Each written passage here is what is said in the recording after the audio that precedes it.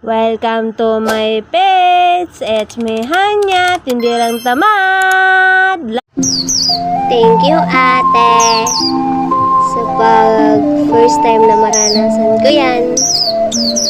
At dito lang po yan matatagpuan sa Jose Panganiban, Camarines Norte sa Porok Dos ng Plaridel, Jose Panganiban sa highway sa Touch of Heaven.